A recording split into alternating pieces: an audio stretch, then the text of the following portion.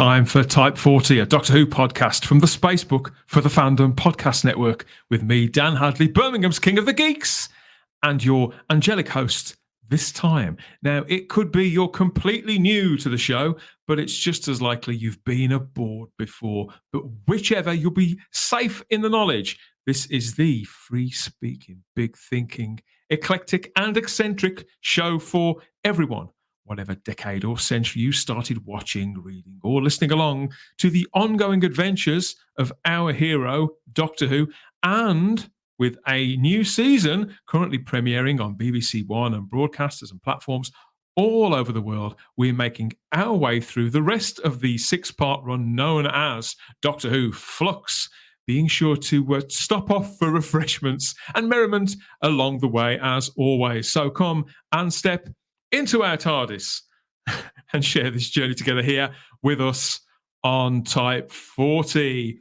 Yes, and here we are entering into the second half. We're just past the midway point, aren't we, of Series 13 of Doctor Who since it came back. The whole Flux thing, it's the brainchild of outgoing showrunner. It still sticks in the throat. Outgoing showrunner Chris Chibnall. And after initial, if not promise, then probably relief that Doctor Who seemed to be heading in the right direction again, shaking off some of the intolerable bogging down of the purity of its storytelling, really, with all those masses of politics and identity politics. The last time we got around the mics and the webcams, things did seem to be looking a little like they were going in the right direction. Things then took a turn for the worse with the risible Once Upon Time, that third episode. Nevertheless, we are pushing on. That's myself and my co-host, that distinguished gentleman, the original lunatic, Mr. Simon Horton. Do you know, I don't think I've ever been called a distinguished gentleman in my entire life. So I'm going to have that one. Thank you very much. Do you know, it's funny. I still have to do a double take. Every time anybody says Doctor Who Flux, I have to just stop and listen. Sorry, what did they say? Who thought Doctor Who Flux was a good name and it wouldn't get hijacked by people with dirty minds? No idea. The memes hit Twitter and Facebook, I think, within seconds of that break-in. It was just to talk about a home goal. I mean, it really was just a home goal, sort of saying, let's just come up with a one name that people are going to be able to use to sort of knock us for and make fun of. Yeah, that'll do it. Flux will do it. It's just like, what can you do? Yeah, I mean, for all that the Trial of a Time Lord didn't roll off the tongue as such, it's very evocative, and I'm not sure that Flux is, but maybe time will tell. Well, I think the Trial of a Time Lord, it has a certain majesty about it, a type of like the Trial of a Time Lord. And okay, it doesn't quite roll off the tongue, but then there are a lot of Chibnall titles are a lot more wordy and difficult to get your mouth around than the Trial of a Time Lord. And as I say, at least it does have it has a feeling of gravitas about it. It feels as though it's going to what it expects to be taken seriously. This is serious stuff. Whereas Flux just sounds, I don't know what it sounds. That's the problem. It evokes. Are you suggesting that it could end up being quite bland and forgettable in time? It just doesn't. Well, yeah, because the Trial of a Time Lord, riding with that one that we've just touched on now, which is in many ways the closest that we can get to with Flux because of the fact that it was this season-spanning arc, for want of a better word. The Trial of a Time Lord at least makes me sit up and listen and think, okay, that intrigues me. What's that about? Whereas Flux it means nothing to me. It doesn't evoke any interest in me, doesn't make me want to explore the idea. It doesn't instill any curiosity in me. It's, as you say, it's just bland, You're in luck, my friend. I can come to the rescue with, okay. I think what you need is an aid to the memory. So you're never going to forget this joyous time, the 6 weeks in your life that has been Doctor Who Flux. Help is at hand from Zavi. They are putting out some exclusive merchandise connected directly to Doctor Who Flux in the form of these T-shirts and sweatshirts with the, as you can see, no expense has been spared there. None at all. in dragging and dropping, quite literally, the artwork, what they call the key art associated with Doctor Who Flux, there from various posters. So if you, it's kind of like having a tour T-shirt. If you've been to, say, Glastonbury or whatever else, a festival, you want a memento. Yeah, I mean, part of the problem with this artwork now is we're just so bored, brainless of it. We've been seeing this artwork for months now, and it is the only artwork that exists for this entire series of Doctor Who. And so we're just bored, brainless with it. And as you say, it really is drag and drop. It's not like they've literally just cut out the screenshot and stuck it on in a box. It's weak. I think we could call that weak. I think it's the kind of thing that would be put together by the Office Junior. Just before they head off for lunch. Not too good at all. But yes, before we get too deep into the actual episode we're going to be talking about, because there's a whole chunk of Doctor Who goodness to get stuck into, you have to issue some disclaimers when you use phrases like showrunner, arc, goodies, goodness, all those things. You really have to do it with the tongue in your cheek when you're talking about this stuff. But if you'd like to do some real-time traveling of your own, each and every edition of our show, past, present, and future, is just a tap or two away if you know where to look on the device of your choice. Dozens of great conversations, reviews, previews, geek outs, and deep dives with all our regular faces and voices and panelists. We know there's something for every Doctor Who fan at type40.podbean.com. There'll be a few more words about all of that a little later on, as well as when we make contact with the matrix of all knowledge. To us, that's the Fandom Podcast Network, for a word about all the other coverage of all the other geeky pop cultures, genres, and universes that are going on all those other shows over there.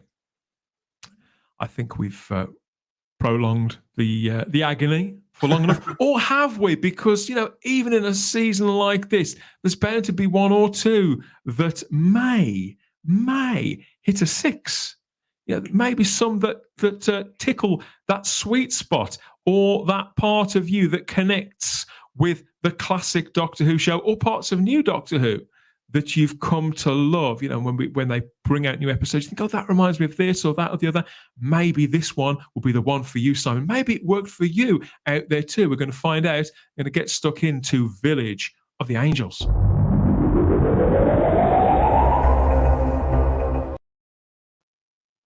Okay, yes, here we are.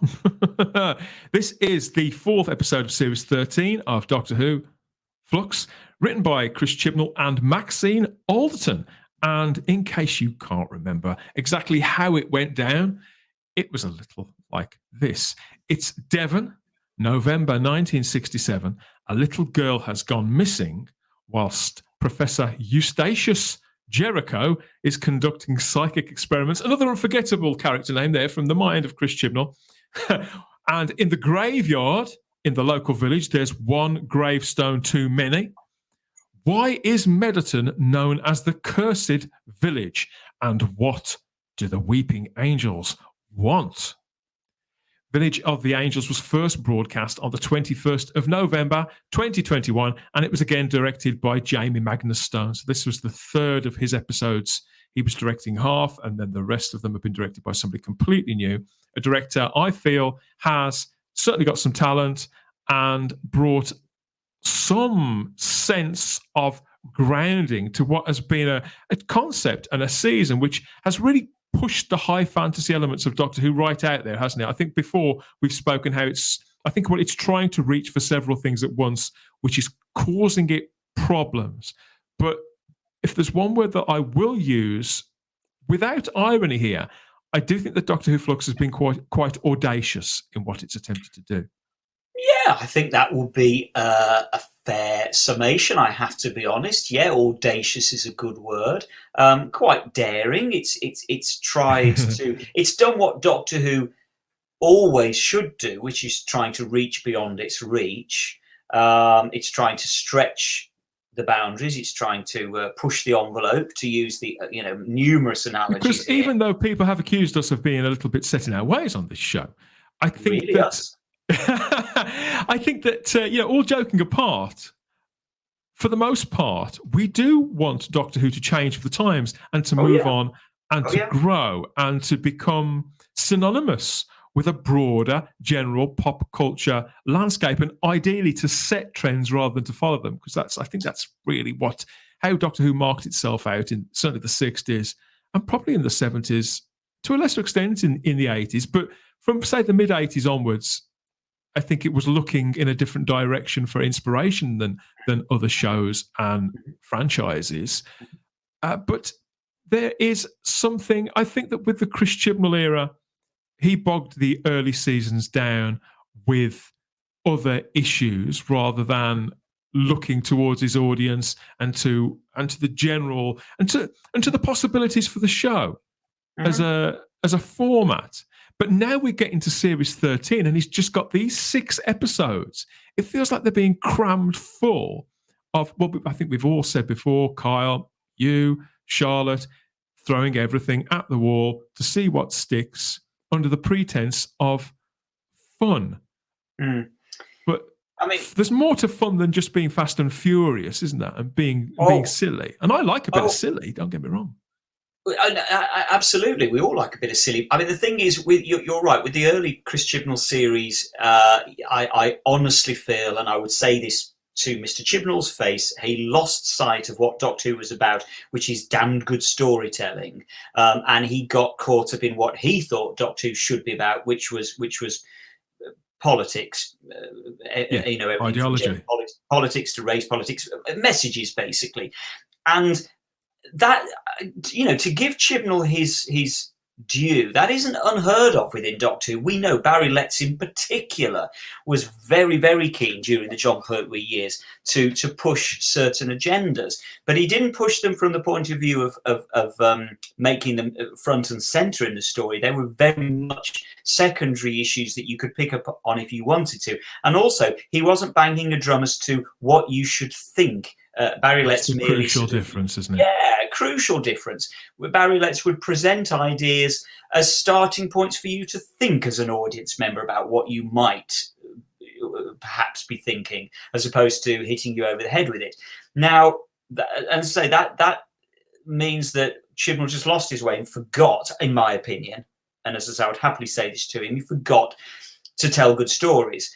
And so the thing is with Flux now, we will have had 6 episodes that do feel, you're right, as though he I don't know whether it's sort of almost a panic mode, but it feels slightly panic mode, that just flipping out, just throw everything at it that we can possibly think of that reminds people it's Doctor Who, and hope for the best. And the one thing that I would say, just briefly coming back to episode 3 for a second, because the whole point with Flux is you to an extent, you can't look at these stories in isolation. It's being pushed as a 6-part story.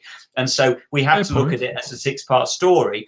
And so I'm sorry, but when you've only got 6 episodes to write, you cannot afford to, and you have no excuse to write a throwaway episode. And throwaway, I'm using that as the kindest possible word I can think of for episode 3. Episode 3 was an insult to the viewing public who have paid for this show to be made. And there's no excuse for it. When you've got 6 to deliver, you've got 6 episodes to deliver, and you're seriously telling me you haven't got enough ideas to fill 6 episodes, so you do one that's treading water. No excuse.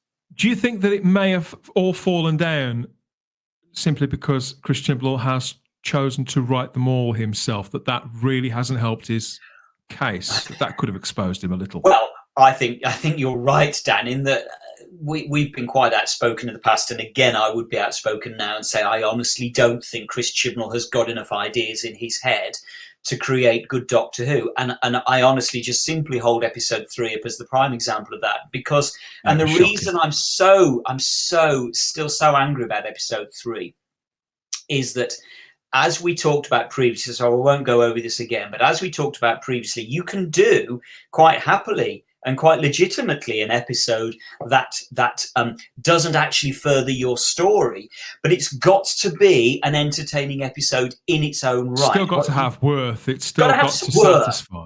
That's the perfect word, Dan. It's got to have worth. And there is nothing worthy about episode 3. It is merely filling 50 minutes of television. It's treading water in the worst possible way. It's just wasting time to get from point A at the beginning of the episode to point B at the end of the episode. There's nothing else within it. And the only way I think that Doctor Who has sort of evolved under Chris Chibnall's stewardship has been in baby steps, and often it's been one step forward and 2 steps back. And this is a prime example. I mean, I noticed that this is the first time that she shares a writing credit on Village of the Angels with Maxine Alderton. Now, some of you may recognise the name, or you may know where she's from, but she's just popped out of your brain entirely, Simon. Yeah, Maxine Alderton. Never heard of her. Is a British screenwriter, and she's best known for her work on Doctor Who, really. Even though she's only written 2 episodes of it. That seems a little unfair, because Maxine has written over 100 episodes of Emmerdale since 2013 and won the Best Writer Award at the Royal Television Society Yorkshire Awards in 2017. She also wrote the first 2 seasons of the children's show The Worst Witch. Okay. But last season on Doctor Who, she contributed the full script, just with no co-writer credit there. That was on The Haunting of Villa Diodati, which was in the latter part. I think it was like 2 episodes from the end. It sort of kicked off that lone Cyberman storyline. It was the one that was all about Mary Shelley, and they were on the banks of the lake, and the dock. There's a big old house, and the storm outside, and all that. So there was a few sort of horror tropes in that, and I think that that's also true of this. I did find with that episode last year that whilst it was, again, far from perfect, the characters, the cast of that particular episode did seem more rounded. And I think that was the case. I think that was the case in this episode too. I think she's helped balance out Chibnall's writing, because the man cannot build characters, the regular cast in particular. And so there are at least some people in this episode that I felt, even if they weren't completely as full as a Russell T Davies character would be, or even a Stephen Moffat character, by the end of the episode, I felt I knew who they were. And I even remembered some of their names, which has not been a given in this show. But it began with the resolution to again, another really strong cliffhanger. The angels, one particular weeping angel, is in control of the TARDIS. It was a roaring cliffhanger, wasn't it? It's not going to reinvent the wheel with that. But in the Art of the Doctor Who cliffhanger, I think, has been one that the new series, for understandable reasons, chose not to sort of go back to and to refine and to repeat, but bringing it back for 6 episodes of Flux. Most of the cliffhangers have been quite strong, and this was particularly good. I thought, well shot and everything, but yet again, it gets resolved in the blink of an eye, doesn't it? By pushing a couple of buttons on the console. The blink of an eye. Did you do that deliberately? Very clever. You drop these jokes in. Yeah. Oh, yes, that was completely deliberate. I mean, interestingly, for me, the cliffhanger didn't work that well. It was a good cliffhanger. Don't get me wrong. The reason I say it didn't work that well was because it wasn't a surprise. I wasn't surprised. There was no shock. We've been building up to this kind of thing. The Weeping Angels have been kicking around literally since episode 1 of Flux. Now, had we not known that the Weeping Angels were coming back, and had we not seen them planted in previous episodes, and suddenly we're presented with a Weeping Angel in control of the TARDIS, now that would have been a cliffhanger. Well, in earlier episodes, we've got black goo squirting out from under the TARDIS and out of its various crevices, and doors popping up everywhere. So I had wondered, was this just the clincher? Had the angels been trying to secure the TARDIS for some time? Well, the one thing it seems not. Well, the one thing I will say is I liked all the stuff about the black goo coming out of the TARDIS and all that kind of stuff. And I hope to goodness, I'm putting my trust in Chibnall here. You better tie that one up, Chibnall. I don't want that to just be ignored by the time we get to the end of episode 6. Let's just not have it as just some degree of weirdness within the TARDIS. I'm praying that there is just some resolution with that and we just refer back to it rather than just black goo for no reason. So I trust him that he will resolve that by the end of episode 6. But as I say, it just seems it just seems the resolution to episode 3 just felt a bit like, yeah, okay. I could have if you'd asked me a couple of episodes back what might be the end of episode 3, I might well have said, well, there'll be a weeping angel in the TARDIS. Do you know what I mean? It wasn't that shocking. Yeah. It's not like the end of Earthshock episode 1, is it? Let's be honest. Let's get this down to brass tacks. No. So, and the fact that she's just expelled by the Doctor rebooting the TARDIS. I mean, how absolutely, Dan? How exactly did that happen? What was this expulsion? 1 minute we're supposed to believe that the Doctor is clearly absolutely panic-stricken that there's a weeping angel in charge of the TARDIS, and the next minute, she's gone. So that was all right then. So let's have a cup of tea. Magic door, what was the panic? Magic button, blink of an eye. What was whatever. the panic? What was the worry? Why was the Doctor even worried? It becomes lazy storytelling, and again, to be clear, we have had this in classic Who before. So I'm not saying this is me. I'm not laying this purely at the door of Chibnall. It has happened previously. And to be honest, Simon, at face value, I wouldn't even have a problem with that. But what I have noticed is that with these cliffhangers, certainly the few up to now have been strong. But when we've gone back to them, they've all been resolved in a very similar way, or not resolved at all. In the first one, the Doctor just wakes up somewhere else completely. Cliffhanger hasn't really gone anywhere. No. And in the end of the second episode, she just walked in a slightly different direction. It's really, really strange. It's as if they can build and build and build, but it's considering it's all being written by the same bloke. Mm-hmm. If it was being passed on to another writer, if you look at the Star Wars sequel movies, for example, the J.J. Abrams movie, and then the Rian Johnson movie, The Last Jedi, it's clear that J.J. Abrams built that up to the cliffhanger of Luke Skywalker reappearing and being handed his lightsaber. And then for the second film, the second writer and director team decide to do something completely different. Yeah. And so that sort of gets thrown away in 10 seconds in a very similar way. But of course, because there were two different teams working on those movies, you think, maybe it's understandable. It's not an ideal, and it certainly doesn't work. But it's understandable. With this, it's the same guy.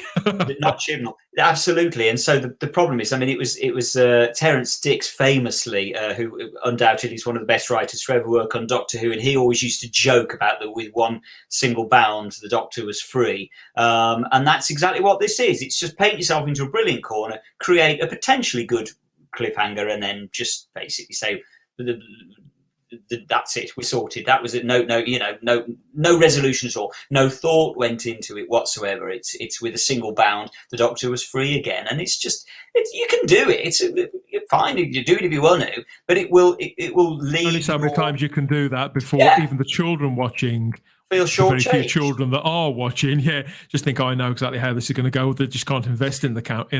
That's anymore. right, and you can't invest in the situations either. There's no reason to feel. I mean, I can remember, for example, with to pick one example from Classico, I remember the cliffhanger to the end of one of the episodes of the Pirate Planet, where the Doctor is pushed out of the bridge, has to walk the plank, and he's pushed up the edge, and clearly go. That's it. He's gone.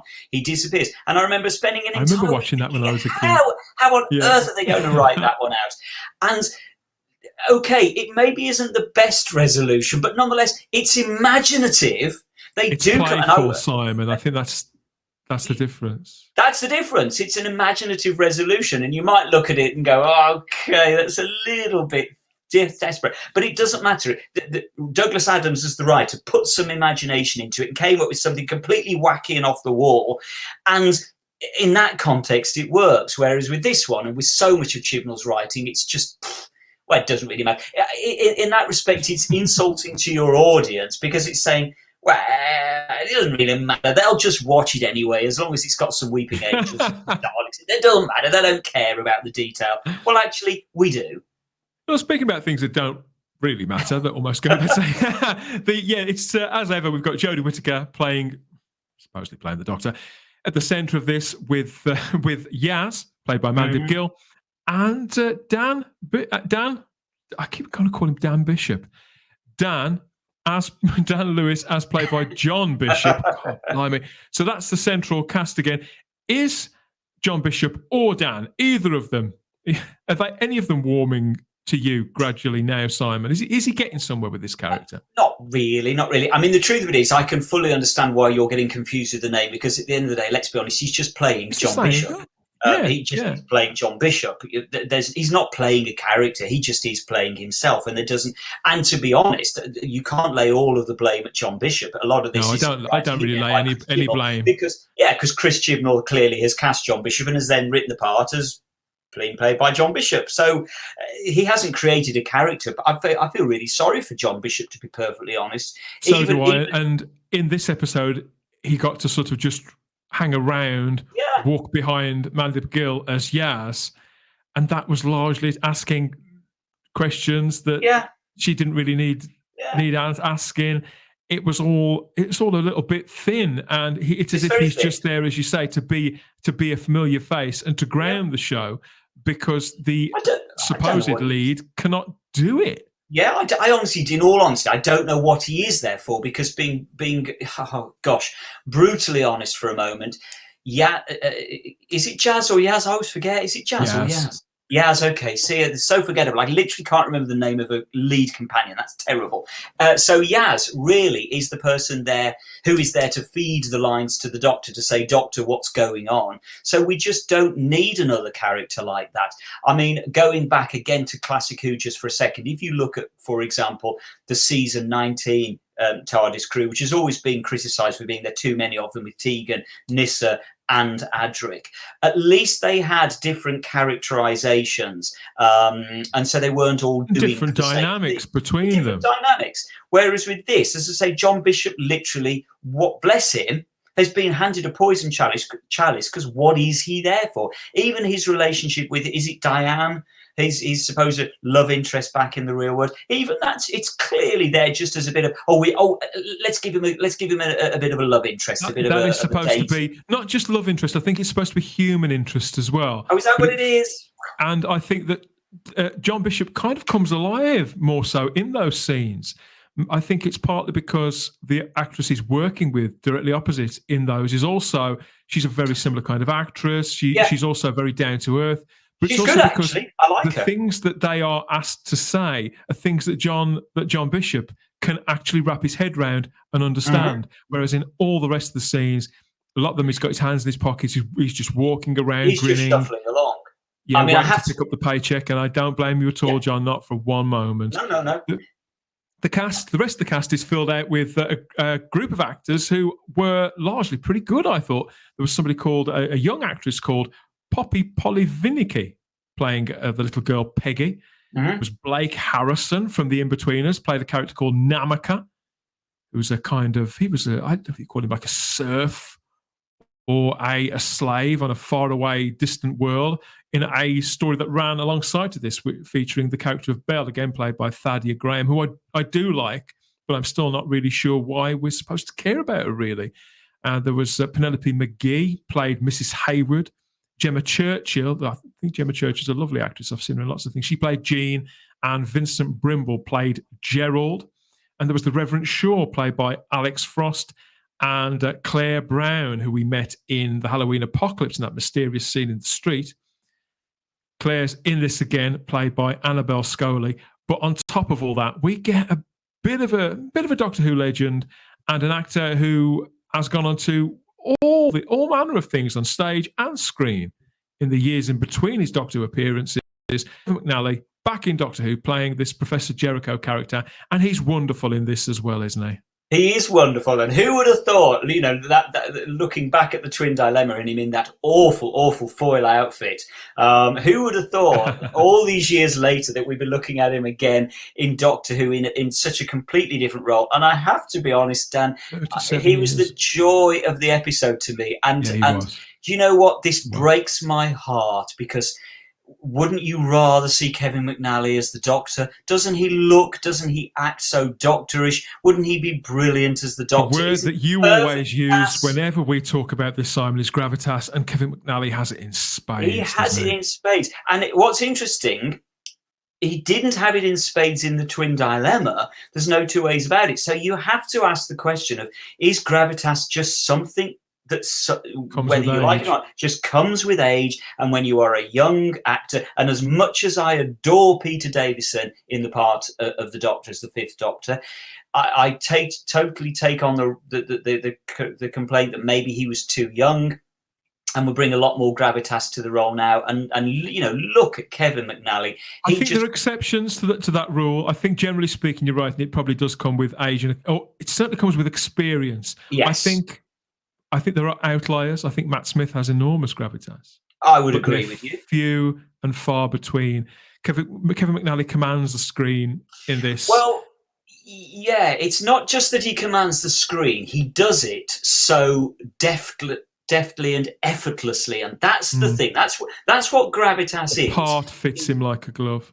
Yeah, is having the calmness and the confidence in your performance and in yourself to just deftly present this as though it's no effort whatsoever. Now, you contrast that with Jodie Whittaker's performance, which is literally off the scale in its manicness, and it's all over the shop, and she just can't stop. It's rapid fire. It's just, she's just got to, again, we've talked about throwing everything at the wall. Again, Jodie Whittaker throws everything at the wall in about 100 miles an hour, and then a bit more, in the hope that something of it works. Whereas Kevin McNally, he just sits there and he does the role, and he commands attention so beautifully. And that, to me, this is where, unfortunately, you cast a heavyweight like Kevin McNally, and yet again, unfortunately, it just goes to highlight the difference with Jodie Whittaker and the inadequacy, unfortunately, of her acting. She falls apart, in my opinion. No, again, I completely agree. And I think I'm looking at Annabelle Scully and Kevin McNally in the scenes that they are in together, where they're sort of holed up in his laboratory, for want of a better word, where Jericho and Claire have been conducting experiments to reach inside her mind to bring out whatever we find out as the episode goes along. McNally and Scully with these characters, they've been living with them presumably for just a couple of weeks working on this material, and yet you can tell that they know exactly who they are. They are completely invested in these characters. And then you've got Jodie Whittaker, who's been playing this part for 3.5 years and hasn't got... She just still doesn't seem to have a better handle on it at all, does she? And the problem is, and people will hate me for saying this, but there is a certain dynamic at the heart of Doctor Who that just works, and that's why Doctor Who has become the success it's become.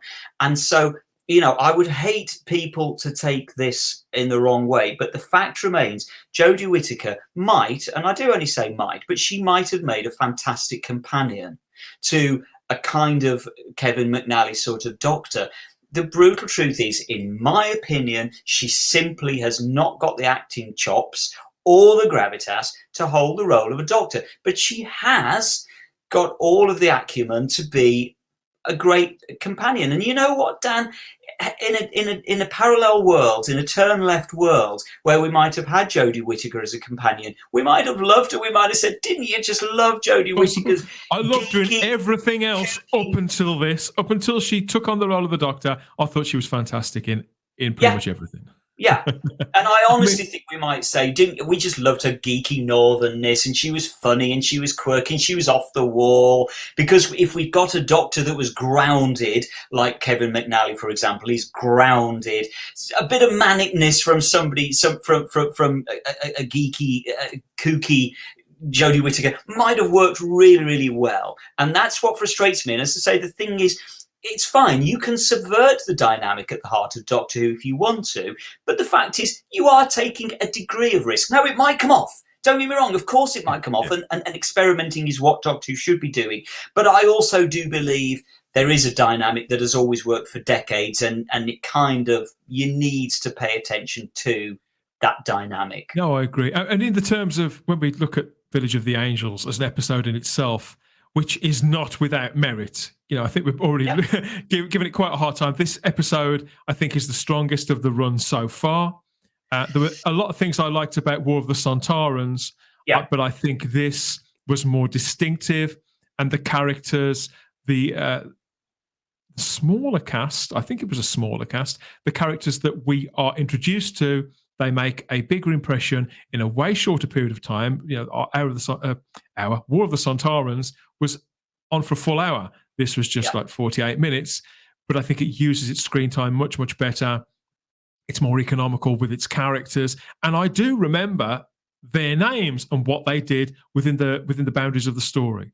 But as always, in those scenes where the tension and the authenticity of the threat, when that starts to build up, which is partly down to Jamie Magnus Stone, who I think directs this really, really well, and partly down to what I think Maxine is bringing as a co-writer to help build those characters. So we've got all that that's building up, and that sense as well, a rare sense in this era of Doctor Who of actually feeling that we are in the historical place that we're meant to be. So all of those things are actually beginning to work. The spell is beginning to sort of coalesce. And then all of that is immediately hoovered up with the entrance of Jodie Whittaker as the Doctor. It's like watching an old... Do you remember the Norman Wisdom films where he'd join the fire service or become a milkman or whatever else? He'd enter a situation that was like a well-oiled machine, and they'd got it down to a fine art. These people were professionals who did their job, and then he'd sort of blunder in, enter stage left, fall over some ladders, get his hat all in a funny direction, speak really, really loudly, and then spill over somebody's tea on the way out. That is who the 13th Doctor is. But see, Norman knew he was playing the fool. But Jodie Whittaker, and more to the point, Chris Chibnall is still writing it, and Jodie Whittaker is still playing it with an aim to make it this sage-like character. But the things that are coming out of her mouth are way too preposterous. And that's what. So when I said that Chris Chibnall he cannot write this character, that's what I mean. And because he's completely miscast the character, that he's getting to say the things, it's just compounding one problem on top of another, and it's never more of a shame than when you see it sabotaging an episode which actually I feel could have been good. Well, yes, because the truth of it is, had you put, let's say, David Tennant or Peter Capaldi in that episode, I think it would have been a cracking episode. The thing is, I mean, I talked previously about there being a sort of a schizophrenia at the heart of Flux, and in many ways, I think you've hit the nail on the head. There is a schizophrenia at the heart of the Doctor, because are they writing this kooky, funny comedy character, or are they writing somebody who let's be honest, we're now being told endlessly with the Doctor is so much more than just a Time Lord. There's got the gravitas. From the kind of the direction we're going with Flux, the idea I'm getting is that they're trying to basically say that the Doctor is almost the cornerstone, the keystone of the entire universe. And you know what I mean? And yet she's this loony, loopy character that we're supposed to fall in love with because she's so kooky and funny. And don't we just love her? Well, no, we don't. We haven't fallen in love with her. And the more lovable you try to make her, the less lovable she is, because it's just irritating. And I think I've criticised Russell T Davies' writing in the past, but he understood how to write the Doctor in David Tennant. The 10th Doctor's character, for example, could very quickly fluctuate between fun geekiness and fun kookiness and loopiness to absolute gravitas, absolute weight, absolute seriousness, literally almost in the space of one line. They were able to do that. Now, maybe that was partially Russell T Davies' writing, which, as I say, I have been critical of. And maybe partially it's David Tennant's acting, which again, equally on occasion I've been critical. I think that everybody who worked on that era of the show was on the same page creatively, and so they were working. It seemed much more cooperative. Everybody knew exactly which direction they were pulling in. And again, you get flashes of that in this, and classic, I don't mean classic series necessarily, but bread and butter Doctor Who thrills and spills, such as the whole sequence really where they hold up in the laboratory. Yeah. Where the angels are sort of making their attack and breaching, they're coming out through Claire's mind, aren't they? Because she's got an angel in her mind, which it's an idea that doesn't really bear up to any close examination. That's something that, River Song came out with that one. So it is sort of established, and angels start to manifest via whichever way they can, sort of through drawings or through being transmitted through an off television, an old cathode ray tube TV, and it just makes for good jumpy scares in a nicely put together set, and with characters that you believe they are who they say they are. Yeah, I mean, I think for me personally, there's one critical failing at the heart of this particular episode, which I think is a shame, because I think the best stuff in the whole episode is basically the base under siege stuff, where they are in the basement of the house. Now, what I would have done if I'd been a brave writer in the way that Chris Chibnall is not a brave writer, is in this episode of all episodes, I wouldn't have split all the companions up from the Doctor, and I wouldn't have had the parallel storyline in the other universe. No, I'd have literally spent 40 minutes in that basement. I would have done Doctor Who does Night of the Living Dead. In that basement, that's where they would have stayed for 45 minutes. And you would probably barely even have seen a weeping angel, because all of the dynamic would have been within those characters locked in the basement, and you wouldn't even have seen the weeping angel, which would have made it even scarier. So I think there was an opportunity to be really brave and daring and write a really, really original episode of Doctor Who. And again, he kind of bottled it, because we got to see the Yaz being strong and policewoman-like, and we got to see... it's one thing to have a B story, but we've got an A story, a B story, a C story, and a D story as well. So every time it cuts from all of that into whatever Belle's doing with that slave guy and with the passenger and Azure, which is, fine. It probably would have been okay in another episode, but as regards, this is just a distraction. Kills the momentum. Yeah, that's it. Yeah, kills it just the momentum, stone dead every time, because just as you're beginning to get some degree of excitement, we're off somewhere else, and I don't even know where we are, and I don't care. And that to me has been a fundamental problem with the whole of Flux. It's too many storylines. I am sick to the back teeth, to be honest, Dan, of seeing this endless change of scenery, and they're even having to put subtitles there to tell you where and when we are now, because otherwise you wouldn't have the faintest idea what was going on, who we're with now, why, and I don't care. Kind of I don't care where we are now. I was engaged. I was getting invested in what you were telling me a minute ago in the basement. I don't want to be transported to a parallel universe with something else happening that it may be linked, but I don't know how. I don't care. And it was a fundamental failing with episode 1 of Flux, because everybody has said pretty much there was too much going on. There were too many storylines being thrown at it. And okay, you can justify by saying, don't worry, it'll all be tied up in the end. Well, look, you can do that, but it doesn't make an engaging episode when it's jumping all over the shot and you don't get the chance to get invested in the momentum of a good narrative. So you tread that path. I completely agree. And even when there are characters on the board who you can sort of latch onto and remember their names. I mean, the couple who were looking for the little girl Peggy, as a prime example, Gerald and Jean. They sort of bumble around a little bit, and they're not particularly well-developed characters, but they're nicely played, and they're recognisable kind of archetypes that we get it. We spend 5 minutes with them, and we get it. They're sort of stock characters. It's fine. And the same with the older woman, Mrs. Hayward, who is the grown-up Peggy, isn't she? And that's quite nice, and just Moffat enough that I think Chris Chibnall could have got away with this. But he overburdens the rest of it with just, like you say, extraneous stuff that we don't need to know, or we could have just left aside for a week. It wouldn't have been the end of the world. Exactly. If it doesn't really add anything to the story you're telling, cut it out. You know, that the art of a good scriptwriter is knowing when to cut stuff out, because it doesn't move your... John Carpenter, my favourite director of all time, always talks about this. if it's not adding to your story, cut it out. If it's going to add to your story later on, you bring it in later on, not now. And there is a real truth in that. And so the two characters, the little old man and the little old lady, yeah, beautiful characters. That should have been a pre-title sequence, the pre-title teaser. Back again, looking at classic Who. It's the kind of thing that Robert Holmes maybe would have thrown in as the little teaser. Absolutely. To set the scene. Yeah, great, set the scene, and then move on, and don't burden your story with another narrative thread that isn't actually going anywhere and doesn't contribute to your story in any way. It's basic storytelling. It's funny you mentioned John Carpenter, because I was thinking about the scenes where the angels are, like say it's the base under siege, so the place is surrounded by angels. Absolutely.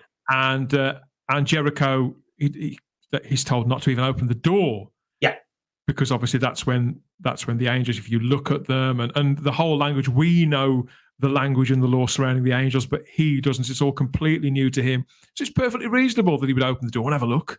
And then, so you do sort of willing him through because you like the character, you know who he is already, and you care about him. Yeah. You've got all those scenes where the angels are sort of surrounding his house here.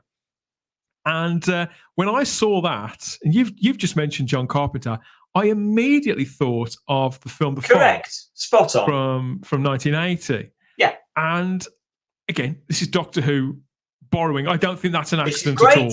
No problem at all with that. To be totally clear, I have no problem. So much classic Who borrows from either literature or film text. It doesn't matter. Totally. You can borrow all you like. You just got to do it well then. But that's not where it stopped, is it? Because, and I've noticed as well in Flux, there's been a lot of sort of dry ice and neon lights and things like 80s rock video kind of iconography, which was probably due to come round again. I'm cool with that. I'm an 80s kid. It all works for me. No problem. You can always use a bit of dry ice and it makes something look good. So all credit. No. So, but for all that you've got that influence there from John Carpenter, I also feel that there's a lot of influence in this too from many other things, including Stranger Things, the Netflix show that I think it started around 2016. There was a lot of that aesthetic about it, with little girls going missing and tendrils, and the idea that, because in that series they've got something they call the Upside Down, haven't they, which is sort of literally the upside down world, a mirror image of our own world that exists underneath ours, but in a sort of state of decay or disarray or chaos. I think more chaos, and that's also something I feel that they're trying to sell us on here too. That it's sort of a breakdown between dimensions that's caused by. Actually, I'm not entirely sure what it's caused by the angels, by the flux, or whatever it is. I don't suppose it really matters, because it does. I think because Jamie Magnus Stone kind of directs it all quite well, and the visual effects. This is one of the episodes of Flux where I think the effects are good and the production values are good across the board. We've had several episodes already where there's been some of the worst special effects I've ever seen and some of the nicest production design I've ever seen. I think things come together a lot more in this. It at least all feels like it's the same show. Yes. So I feel that it's got one foot in John Carpenter's stuff from 1980 and another in Stranger Things. But also, I was thinking about other nerdy, culty dramas of the past and the present. And I know you have too. So let's just do a quick name check of Sapphire and Steel. I think that's definitely in the mix too. I mean, what do you think about this? What are the similarities here between Village of the Angels and Sapphire and Steel? I mean, I think the interesting thing is, in many ways, this could have been a Sapphire and Steel story. But again, this is where, if it had been a Sapphire and Steel story, it would have been taken place entirely in the basement. And that's what I'm talking about. It's the bravery. Sapphire and Steel, literally, and if there's anybody out there that has not yet seen Sapphire and Steel, seriously, go and take a look. It's brilliant television. And you would have an entire 6-episode story running about 3 hours and set entirely in the basement. And that's what they would have done. And it would have been brilliant because it's all about the interaction of the characters. And that, of course, is where the crossover comes then with Village of the Angels, because, as you say, Dan, a lot of this is sort of character-based, and also a lot of it is kind of weird, in inverted commas, for want of the a better smaller word. it gets, the stronger it is. It's surreal, yeah. A lot of Sapphire and Steel is very, very surreal, and almost takes place in its sort of own sort of micro universe. And so Village of the Angels is the same. It's using surreal imagery. That, let's be fair, to a large extent, really has only come from the Angels themselves, created by Stephen Moffat. So Chibnall is only really borrowing. He's not creating any new. Yeah, he's riding Moffat's coattails. Yeah, absolutely. I'm thinking of, in particular, with Sapphire and Steel, there's a scene. I won't spoil it for people who've never seen it, but there's a very famous scene. Several special effects scenes in that were just CSO back in the day. They're terrible. They'd be at a petrol station or on a rooftop, or sometimes just staring out of a window, and all around them would be empty space with just a few stars. And we get that in Village of the Angels, don't we? Where the village gets cut off, we see that it's sort of floating in space. And that is a very Sapphire and Steel image too, isn't it? It's very, very Sapphire and Steel. And of course, back in the day, it would have been done dreadfully with CSO, bless them, because that's the one thing you can't say about Sapphire and Steel, is that the effects are good, because they're atrocious, but it doesn't matter because the stories are so good. But to be anything, if anything, that then highlights to me part of the problem, again, with modern Doctor Who, in that, if anything, those vistas as you're looking out into space in Village of the Angels are just actually too good. They're too detailed. They're not chilling enough. It's a little bit of overkill for me. If anything, I just want to see blackness out there. That's what I would have gone. I'd gone for nothingness. I suppose I agree. I mean, I did think the effects, I thought it was nice. It's very nice. It's beautiful. It's the kind of thing you'd put on a wall. But that's maybe why it doesn't build the threat, because you're right, it is too pretty. Too pretty. It is too pretty, I feel. Whilst we're comparing Village of the Angels to better shows, I also want to mention the Stone Tape, the 1972 brilliant. Nigel Neal thing. I think there was a lot of that in this too. The two central characters, Jericho and Claire, are very similar to Jane Asher's character and the Professor in this. And you've even got sort of maidens floating in midair. Sometimes they've even got their hands over their eyes too in the Stone Tape, and they're also in the basement of an old house in that, aren't they? I can't recommend that enough if people haven't seen it. Stone Tape is brilliant. I can still remember seeing this when it went out. I was very young. I think I would have been I think it was 1972 that it was screened. Surprised you ever slept again. And I can remember it was because it terrified me so much. So again, if anybody hasn't seen the Stone Tape, it's highly recommended, by Nigel Neal, of course, of Quatermass fame. The only thing you have to be careful is everybody shouts very loudly throughout it as though they're on stage. But that was what happened in 1972. But you're right, Dan. There's a lot of similarities. And let's be clear, this stuff works. And so to be clear, I'm not criticising. It's reassuring to see these things being borrowed from, in fact, because it makes you think, he does know how this series works after all. What you know, Dan, that's part of the fun of classic Who, is actually seeing the references. There's nothing wrong at all with referencing. I have a problem with basically just ripping off. That's a different thing. The Curse of Fenric was full of them too. That was full of visual markers of the fog and all those kinds of things back in 1989, so it's fine. And you can find examples stretching right the way back through the Troughton era, maybe even the Hartnell era. I don't know. And it does work. The Stone Tape, the comparison with the Stone Tape is totally fair, and it works. There's nothing wrong, as I say. That's absolutely fine. And what they've borrowed of the Stone Tape works. It's nice. It's a good dynamic. The thing is, those kind of the original story of the Stone Tape and any of that stuff, these are all classic stories. Classic in the sense of they've been around for literally millennia. This kind of thing. People have been telling ghost stories for millennia of this ilk. And so there's nothing wrong with that. We like it. There's something very comforting and reassuring. And I think, if anything, that's one of the things that worked about Village of the Angels, which is why I was then so frustrated when I got snatched out and sent off to a spaceship that I didn't actually care about. Well, talking about being snatched out, are you a fan of the Weeping Angels themselves, Simon? Because from 2007 to now, because Blink is seen as a seminal story now, isn't it? And it's something that even non-Doctor Who fans, they latch onto that. Don't blink. People the various creations, Doctor Who's been back for a long time, but of the various monsters that have been trotted out on screen in however many episodes of new Doctor Who now, not that many of them have taken a serious hold on the viewing public in the way that the Daleks and the Cybermen have. There's probably been 2 or 3, but the Angels are the number one, aren't they? Are you a fan? And what do you think their core appeal is? Do you know, it's funny. I absolutely adore Blink. I still hold Blink up as one of the best. And I'm not a fan of Moffat's writing, but I hold Blink up as an example of undoubtedly for me one of the very, very, very best episodes of New Who. I mean, I would put it in the top 5. I might even put it in the top 2 or 3 episodes of New Who since 2005. Utterly, utterly stunning. But, and here's the big but for me personally, the Weeping Angels only work in that story, and they should never have come back. To me, they were so perfect. I'm and so very sympathetic to that point of view. As much as I enjoy the time of the Angels, I am very sympathetic. I honestly don't feel personally that there's ever been a good Weeping Angels story written since. I don't think they've ever quite captured the appeal of the Weeping Angels again. I think, for me, they were the Weeping Angels were literally a device. They weren't a monster in the classic way of the Cybermen or the Daleks or whatever. They were a storytelling device. Moffat had in his mind the story that he wanted to tell, and he literally had to create the alien he needed to tell that story. And so as a result, for me, they only work within that story. And the reason I say that is because once you lift them out of that story, they begin to fall apart for me. Yeah, the logic of them falls apart.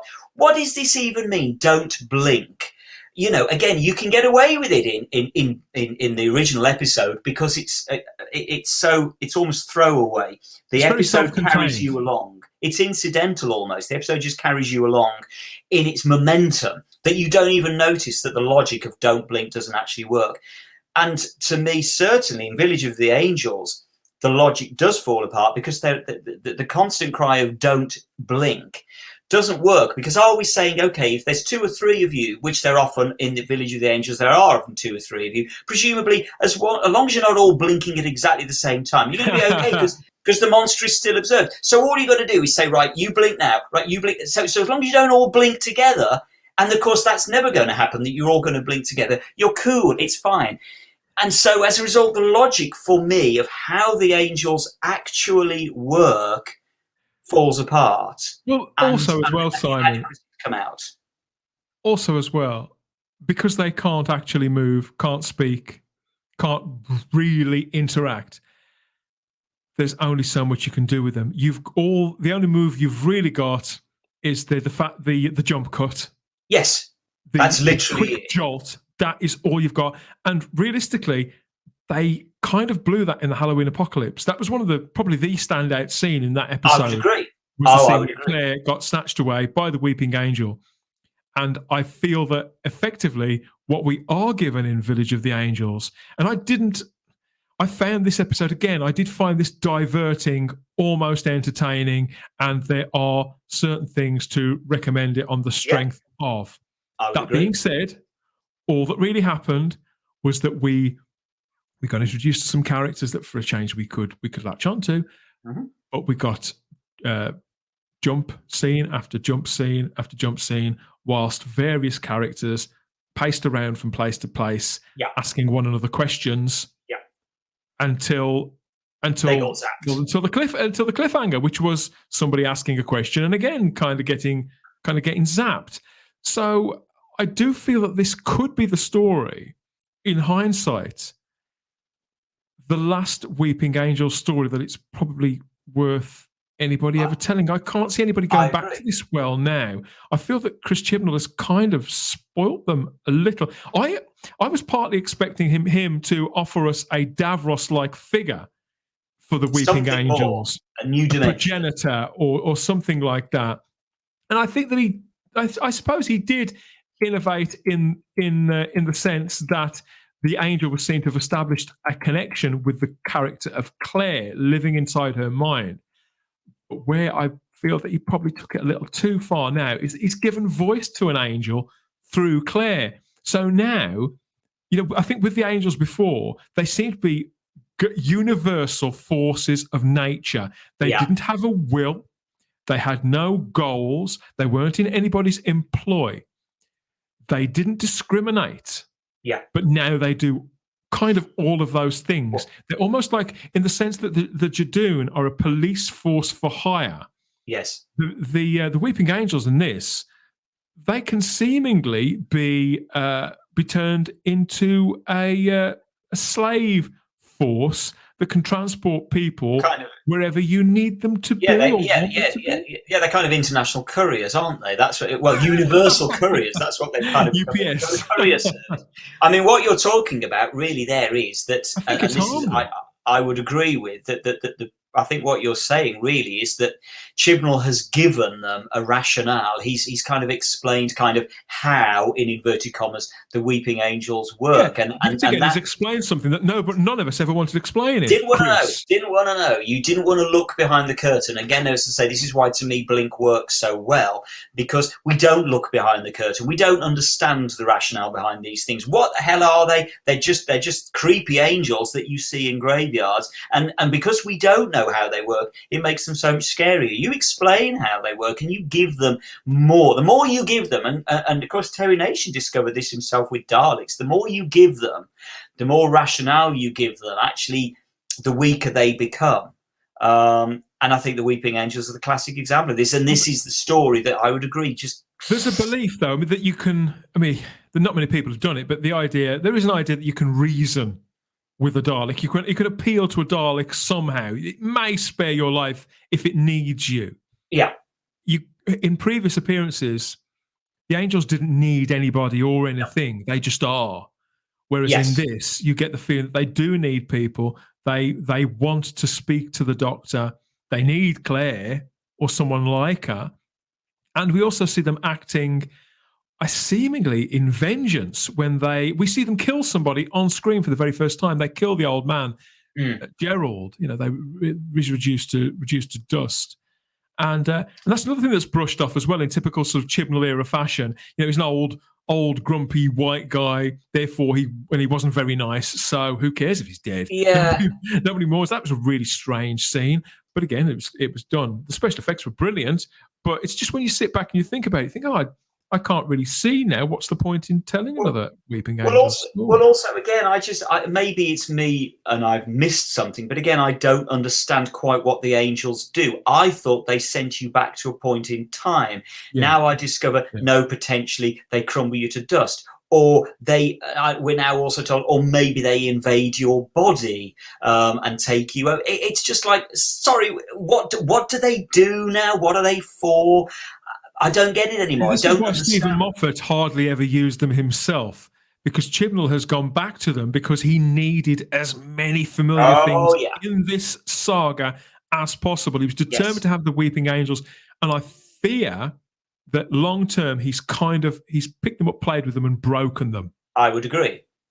I think they're certainly at the end of their useful life now, unfortunately. And for me personally, again, if Chibnall was a highly talented writer, he would have come up with a new alien, a new monster. Because let's be honest, you've just said, Dan, quite correctly, that this story is reminiscent of not just The Thing, John Carpenter's The Fog, but also, yes, John Carpenter's The Thing, and even the original The Thing. It's a base under siege. It's representative of numerous Troughton episodes, all of which came up with sometimes they came up with new monsters, sometimes they go back to Cybermen. But the point being that, come on, Chris Chibnall, come up with something new of your own. You've come up with precious little. There is very little to show from this era.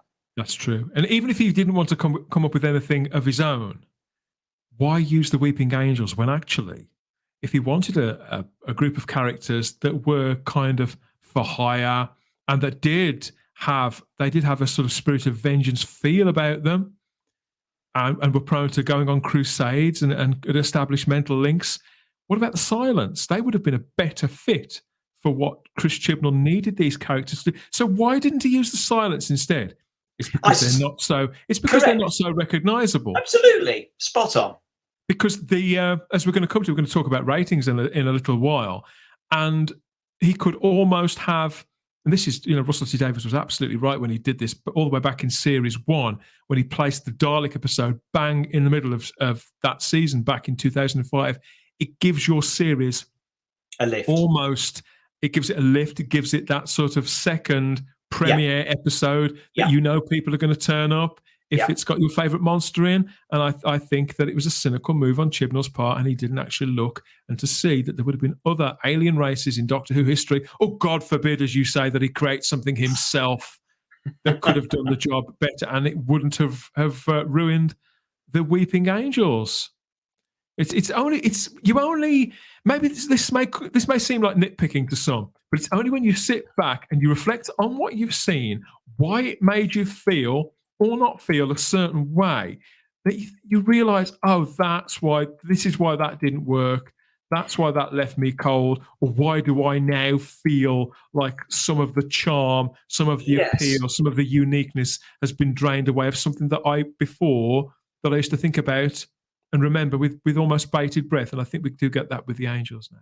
Yeah, I think we do with this episode in particular. I would personally hold up War of the Sontarans as probably, arguably, the best episode of Flux so far. But I mean, let's be clear, we've set the bar very, very low. So War of the Sontarans is not something I'm ever going to be watching again anytime soon.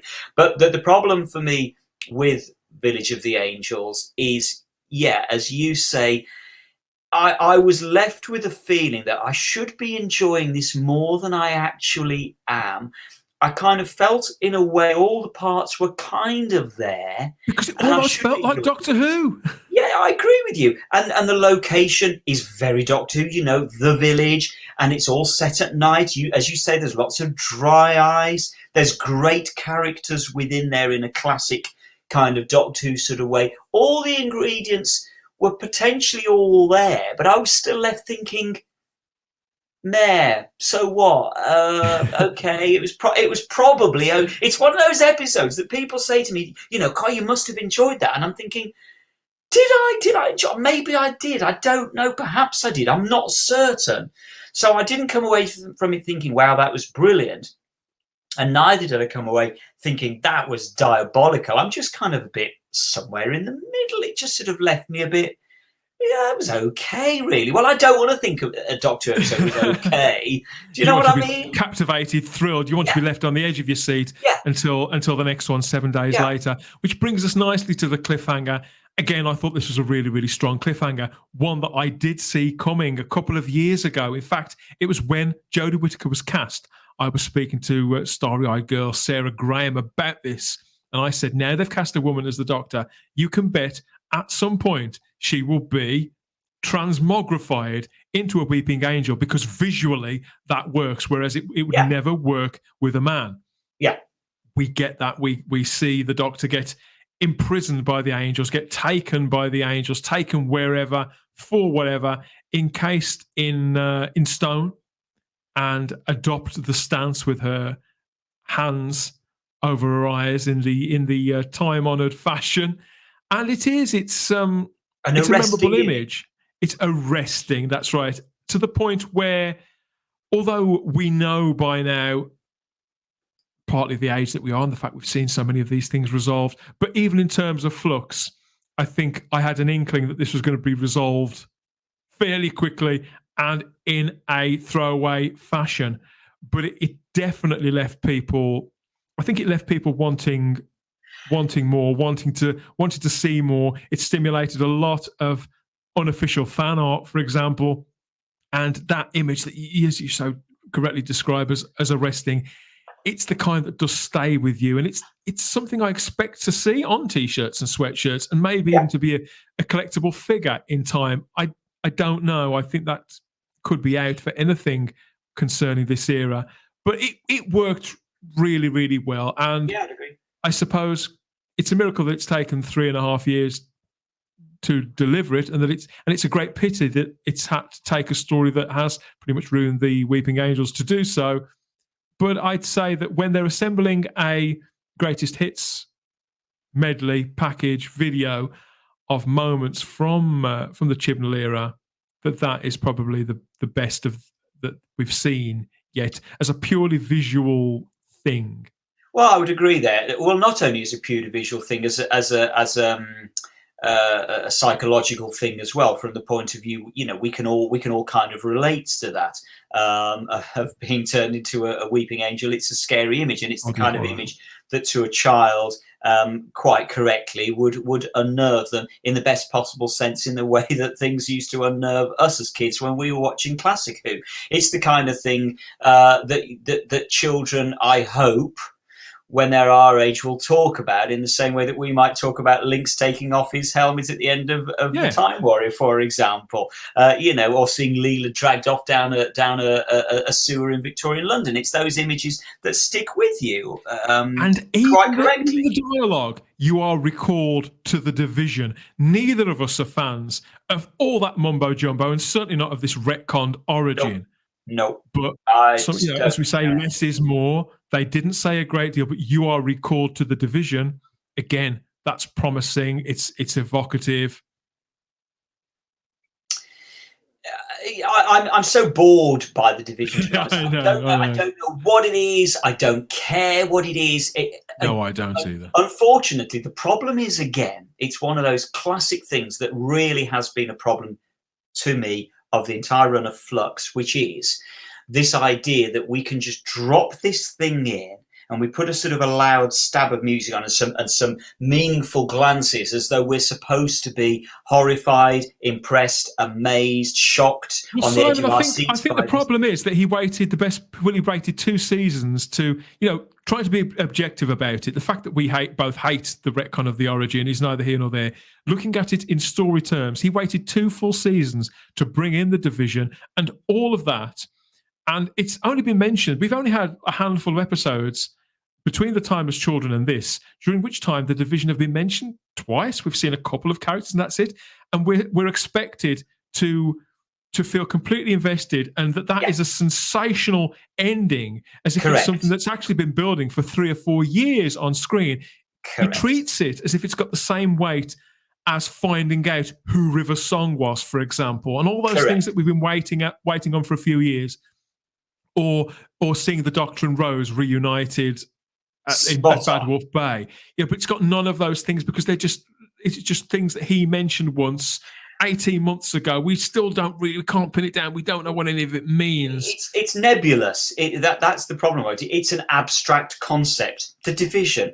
What is that? Nobody knows. Nobody really cares. You can't. There's nothing concrete about it. It is literally an abstract concept. And I would argue that's the problem with not only Chris Chibnall's writing, but Chris Chibnall's own personal ideology as well. It's full of abstract concepts that a great many of the people out there watching do not recognise, or even don't believe in, don't subscribe to.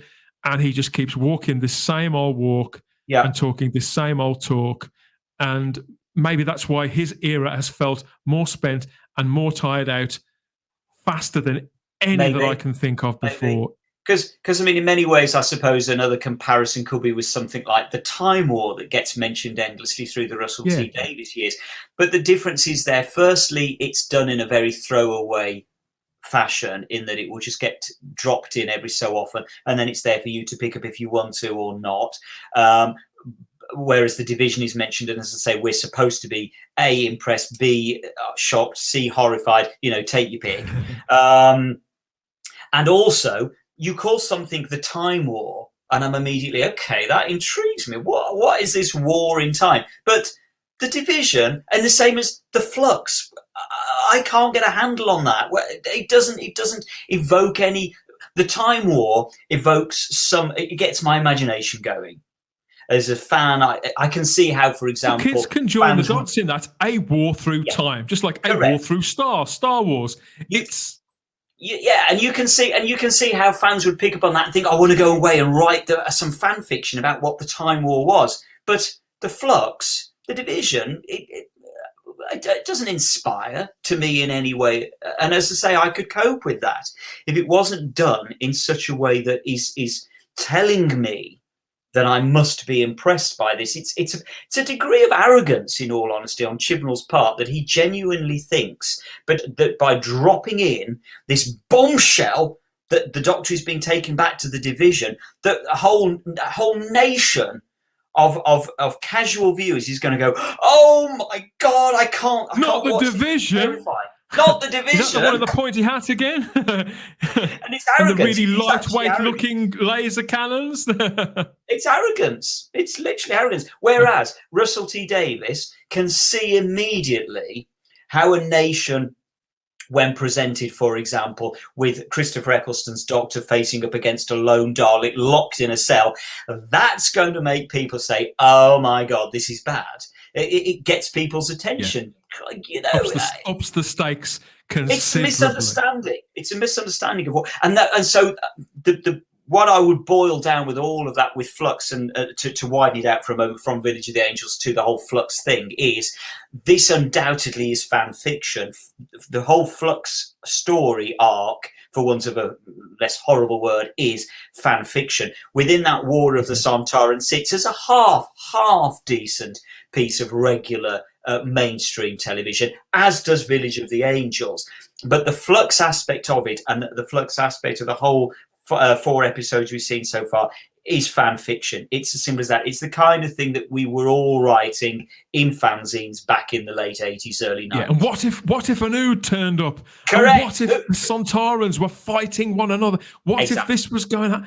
Yeah, you can imagine. Yeah, I can imagine somebody sitting and banging all that out. What if there was this sort of rambling old house in the Doctor's head? And yeah. And so that to me is why this kind of fan fiction will never work in the same way that the Timeless Children was fan fiction.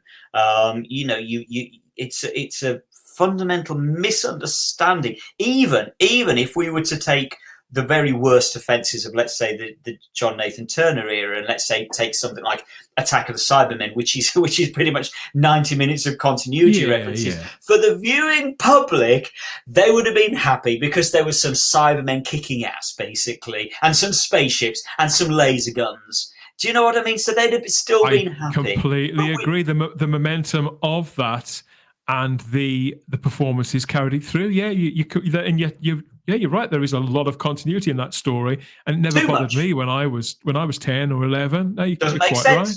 You can't understand the continuity. Even as a fan, you can't understand the continuity in Attack of the Cybermen, but it doesn't matter because the momentum of it carries you through, and the bravura quality of it carries it through. Whereas this, it's fan fiction. It's the kind of thing that I know I would have read in a fanzine back in the day, and I just thought, oh.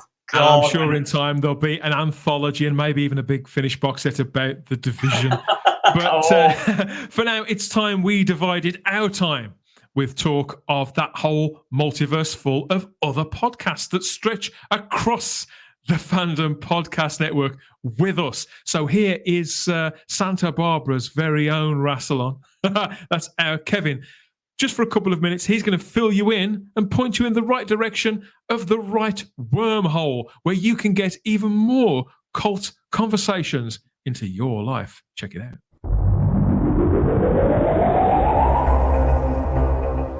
Thank you for listening. We hope you're enjoying this podcast. We'd like to continue to feed your ears by inviting you to listen to these other great shows on the Fandom Podcast Network. It starts with our flagship show, Culture Clash, discussing the latest in entertainment pop culture. Bloody Kings, Immortals Take Notice, our show covering the entire Highlander universe. Couch Potato Theaters, where we celebrate our favorite movies. Time Warp, the Fandom Flashback podcast discussing a year in movies and our favorite retro movie and TV pop culture topics. Good Evening, discussing all things Alfred Hitchcock. Union Federation, our Star Trek and Orville show. Hair Metal, the 80s and early 90s rock metal podcast. Type 40, our show covering the time-traveling Doctor Who universe with host Dan Hadley. Lethal Mullet, an 80s and 90s action film podcast with host Adam P. O'Brien. Also check out the Lethal Mullet Network for more great podcasts. What a Piece of Junk, a Star Wars podcast with hosts Scott, Derek, and Nathan. Making Treks, a Star Trek podcast, a deep dive into the final frontier with host Mark Newbold and Adam P. O'Brien. And check out our newest shows, The Fandom Show, our monthly Fandom Podcast Network live YouTube exclusive show about the month's hottest topics in fandom, and the FPN True Believers MCU podcast, discussing the Marvel Cinematic Universe and the related Marvel television and streaming MCU universe, including the connections to the original Marvel comics. You can find the Fandom Podcast Network on several platforms. Please subscribe to the Fandom Podcast Network YouTube channel to receive notifications of new podcast episodes and live events. You can enjoy all of the Fandom Podcast Network audio podcasts on our master feed at fpnet.podbean.com. The Fandom Podcast Network is on all major podcast platforms, including Apple Podcast and iTunes. You can find the Fandom Podcast Network on Facebook. You can email us at fandompodcastnetwork@gmail.com. You can also find the Fandom Podcast Network on Instagram at Fandom Podcast Network and on Twitter at FanPod Network. Thank you for listening, and remember, respect others and enjoy your fandom.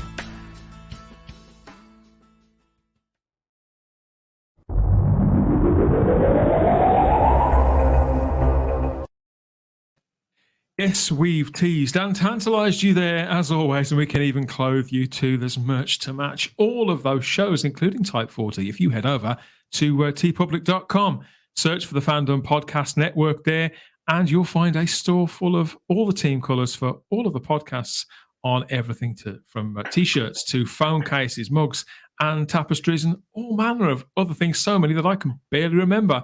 Seeing is believing. Treat yourself.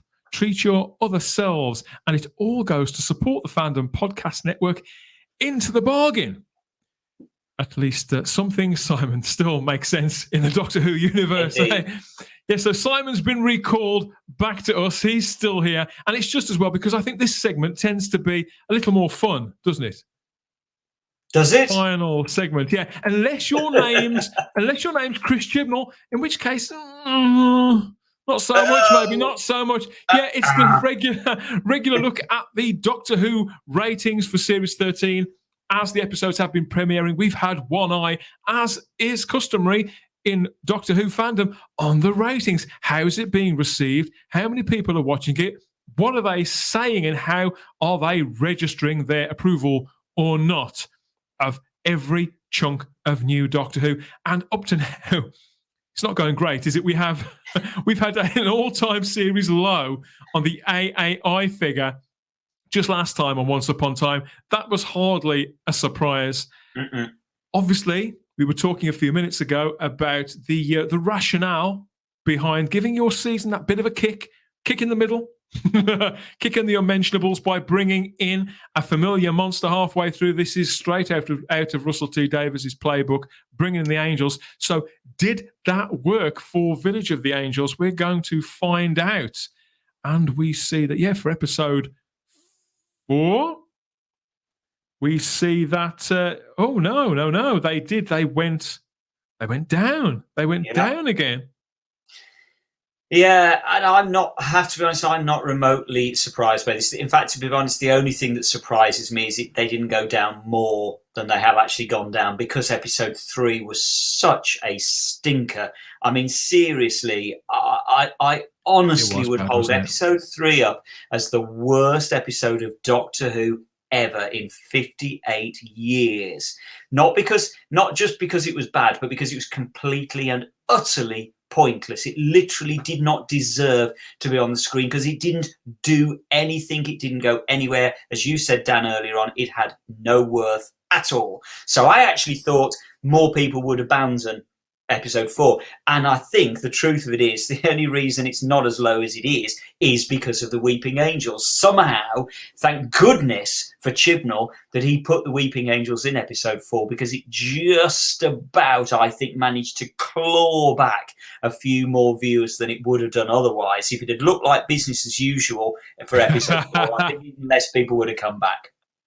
So, I mean, this is the science of it, isn't it? What we tend to find is that any given episode of any TV show, I don't think this is unique to Doctor Who, is the ratings of how many people turned up to watch it on the night is more of a reflection of how they felt about the one that directly preceded it. So with episode 3, Once Upon a Time, that registered an overnight figure of 3.76 million, but it was down for this at 3.45 million. So It's not a massive drop. It's not its biggest drop so far this season, but it's still a big chunk of people. However, that all-time low audience appreciation index figure of 75 from Once Upon a Time, that has lifted to a more almost respectable 79. That's the highest of the season so far. Again, not that surprising. I mean, the War of the Sontarans, that only got 77. I sort of expected that would get more, but, fair enough. It's the Weeping Angels effect, I think. Yeah, I think it is the Weeping Angels effect, undoubtedly, but it's also the effect that, as you said, it's more of a. I honestly can't bring myself to put the word classic in a sentence in relation to a Chris Chibnall episode, but it's more in line with a classic episode of Doctor Who. It's towing the line more about what the general public expect Doctor Who to be about, and so I can't help thinking that ultimately now we are 4 episodes in, and I felt this when it was first announced, and I really do feel this is the case. Flux was a complete misjudgment on Chibnall's part. I don't know what he was thinking of. These episodes would have been the War of the Sontarans episode, the Village of the Angels would have been so much better as simple standalone episodes. Scrap the Flux completely, just tell good stories. And we, as a result of that, we would have literally have skipped entirely episodes 1 and 3. And God forbid, Chibnall would actually have written 2 more decent standalone episodes. Or and if you remember, Simon, on this very episode with that cliffhanger we've just been speaking about with the Doctor encased in stone, because he's got so many plates spinning on this thing, he had to interrupt the drama of that cliffhanger. Yeah. He could have left the audience with that image for a full week, but because there were so many other things in play, he couldn't. So there's a mid-credit sequence for the very first time with Vinda on an alien world. Bless him, Jacob Anderson. Again, the disclaimer, seems like a nice guy, certainly a great actor.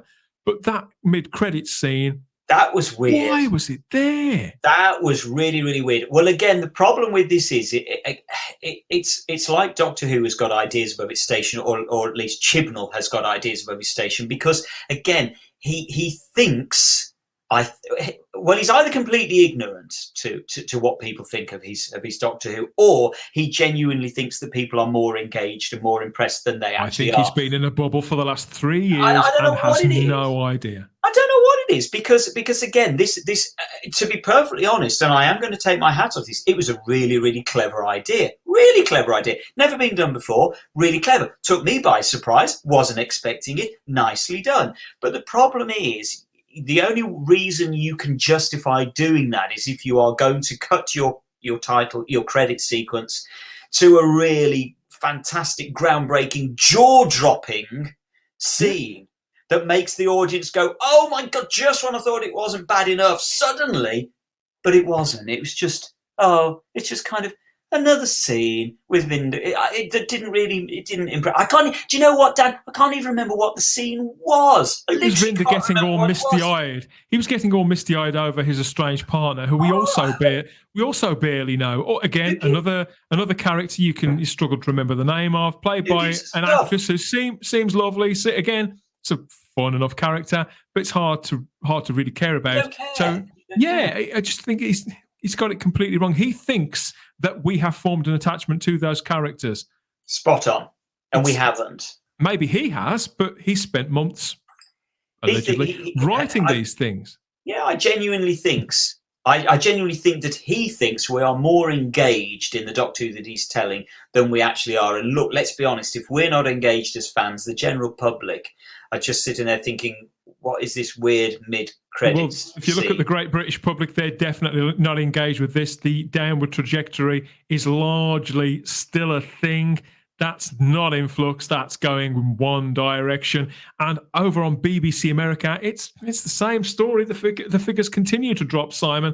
Mm-hmm. I mean, pretty soon they'll be able to host viewing parties for the entire audience for Doctor Who on BBC America by renting out a small burger joint. Yeah, you're quite right. I mean, it is literally, it is laughable. I mean, you have to laugh at how low the viewers are in America. I mean, look, it's tragic. It is utterly tragic when you. I mean, again, to be clear, Doctor Who, as we know, has always been more of a niche cult thing in America than a mainstream thing. But that is you. And I've seen plenty of Chibnall and Jodie supporters constantly trolling this rhetoric out that it's seen as a cult in America. Yeah, correct. It is seen as a cult in America, but to be clear, the Americans fell in love with Matt Smith and Karen Gillan, and so suddenly it stopped being as cultish as it was, and now it's fallen straight back into a hole where it is completely culty, completely niche. Yeah. And we look at a figure like, I mean, I'm laughing here, but it's you've got to nervous laughter. Yeah, for the 4th episode, it's 0.318 million people now on BBC America, from a high of so I think it was about 1.5 million were watching when Peter Capaldi was playing the part, and considerably more, obviously, for occasions like Day of the Doctor. It's so sad to see the series fall out of favour in the States after, it was a lot of hard work to get it there, and Moffat, Smith, Gillan, and Jenna Coleman, to some extent, did everything they could to sustain it. Capaldi too, they did all those world tours. Absolutely. Or whatever else. Doctor Who was an international success story. Yep. And, obviously that doesn't necessarily mean that it's any better or any worse as a show. No, not at all. But in this case, obviously it has taken a turn for the worst, which has only been exacerbated by this drastic mismanagement of the entire brand, whereby they have totally lost their audience internationally. Yeah. And the problem is, I mean, even if we begin to see, as I expect we will begin to see now, episode 5 and 6 just begin to inch upwards because we're coming to the end of the series, I would totally expect that. That is the predicted curve. It always has been. Yeah, it's not without. So what I'm saying is that unfortunately doesn't prove anything. Okay, I would fully expect it to dip upwards now after episode 4. That doesn't help you. It's too little, too late. Look, let's be honest. It's not going to rise. Whatever happens with Flux now, it's not going to rise to a respectable figure. It's not going to suddenly win the public back for episode 5 and 6 to anything above 5.5 million kind of thing. Consolidated 7-day figure. It's not going to happen. So, how many of these sort of magical passengers with their wish masks, how many passengers out of 5 do you award Village of the Angels, Simon? I only give it 2, sadly, because I think the promise was absolutely all there, but it wasn't. Yep. It wasn't executed properly. I would, as I've said before, I would have set the entire thing in the house. I'd have gone for broke. I'd have gone. It's not that difficult for a good scriptwriter to write a 45-minute episode in one location in the house and do it really claustrophobic and contained, a contained story. So I would have done that. So to me, no, it was still all over the shop. What worked well, but not enough of it worked well for me.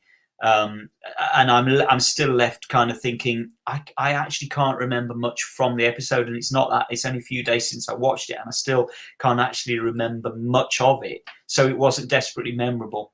So only 2, I'm afraid. What are you going to give it? Are you going to be more generous than me, do you think?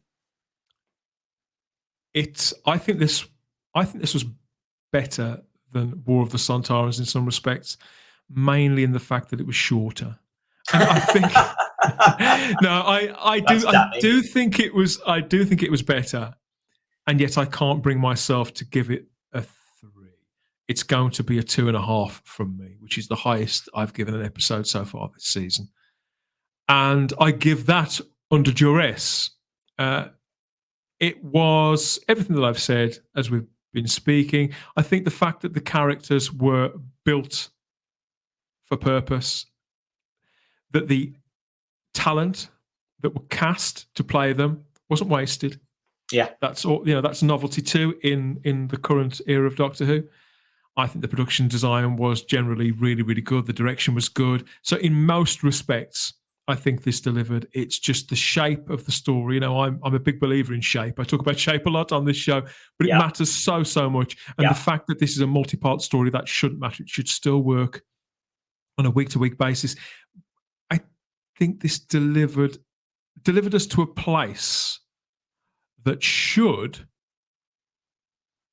be a good springboard for the rest of the season.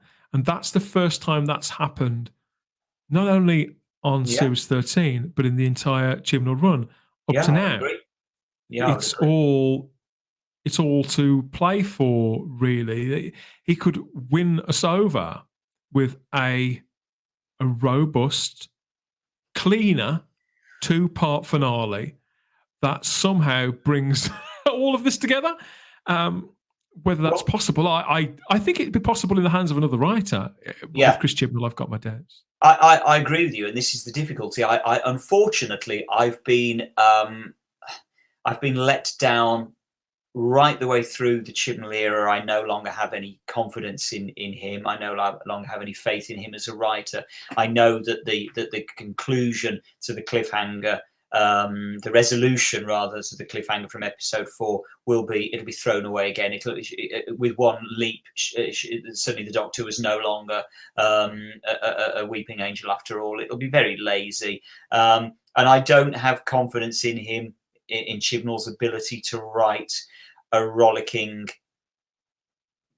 climax to what he has created. I'm coming to the conclusion that we won't even see the flux. I don't even know what the flux ultimately has done.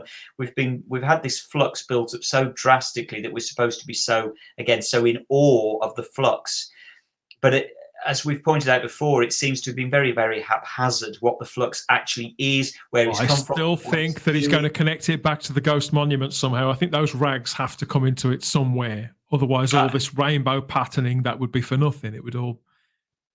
Well, the problem is, I think potentially it will all be for nothing. This is the difficulty. I think whatever happens, it will be to an extent thrown away. We shall see. Next time on the podcast, I'll be joined by Charlotte Shields. She's going to be back along with Svi Lebetkin to talk about the next episode, which is Chapter 5, Survivors of the Flux. So I hope I can tempt you back for when we do the actual season finale in a couple of weeks' time, Simon. He's on the edge of his seat at the very thought of that. Doctor Who concludes Sunday the 5th of December on BBC One in the UK. Maybe you're a touch behind too. Well, it's all up on the BBC iPlayer as always. In fact, I think that they leave it up for an entire year too. So there's plenty of opportunity for you to get your fix of Flux. And if you're struggling to understand exactly what's going on, just like we are, maybe you could watch them over and over again, although I can't say that I'd recommend it on the strength of what we've had up to now. The entirety, the whole of Doctor Who Flux will be yours to own from the 22nd of January of 2022. It's coming out on DVD and Blu-ray and in a steelbook too for those completists out there who can't get enough of those steelbooks on their shelves. I do see the appeal, but it'll be some time potentially until I add this to my collection. I think they're going to practically have to be giving it away, Simon. I know that's... There's just no way I am ever going to watch any of Flux ever again. It's too little, too late now. I don't care how good or bad the last 2 episodes are. I'm done. I don't care. Talking about being done, that is the old girl. She's starting up and calling time on this trip in our TARDIS. I'll be back with another Type 40 soon. Look out for that wherever you found this. It could have been on the dedicated home feed for Type 40, type40.podbean.com, or on Spotify, TuneIn, Google Play, Apple Podcasts, iHeart Radio, Podbay, Stitcher, you name it. We're pretty much all over it. We're also on YouTube, the world's largest streaming platform, on the Spacebook YouTube channel, and we're still on the fabulous Fandom Podcast Network's own master feed that's loaded up with all those other great podcasts. Lots of treats for your ears daily. Maybe you'd like to have your say. Have we got it all right or have we got it all wrong? What have we missed? Do you understand Flux all perfectly? And it really just is us. You can get in touch and have your say. Correct us through our social media, Instagram or Twitter at Type40 Doctor Who, or there's that email to type40doctorwho@gmail.com. If you're feeling really, really brave and fancy a real-time, extra-dimensional chit-chat session, step into the Type 40 Facebook group, loaded with generations of regenerations of Doctor Who fans, all getting together to share their takes, not just on Flux week by week, but on classic, new, and future Doctor Who. Simon, where can people connect with you and catch up with you on social media, on Facebook and whatever? Yeah, they can only find me on Facebook. I can't be bothered with any of the rest of them. So come and say hello on Facebook. I'm there. If you come and look for Doctor Who, the Whonatics, you'll find me there as the admin on that one. You can catch up with me. I'm scattered throughout all of space and time, but mostly on Twitter and Instagram as the Space Book, where I'm geeking out about everything inside and outside of the TARDIS, sharing some of my favourite pictures and memories of times past, and reporting really on what I think could be worth watching, reading, or listening to in 2022 and beyond. Have I got a good hit rate? Probably not. Not lately. It's been a pretty ropey year, to be fair, but I keep on going. And even, I love a good poster. So I find that I can be won over. I can be excited by some nice artwork really easily. That's where I tend to get tripped up quite. You're that cheap, looks good. That looks so exciting. It's being a graphic designer. There must be people out there who feel sort of the same way. Yeah, I get that. Totally get it. Yeah, nice bit of Photoshop. And frankly, I'm anybody's. But yeah, thanks for this again, Simon, and thanks to you for listening. We always have the time if you have the space here at Type 40, but that's it for this time. We'll speak to you soon for more Flux. Bye-bye. Bye.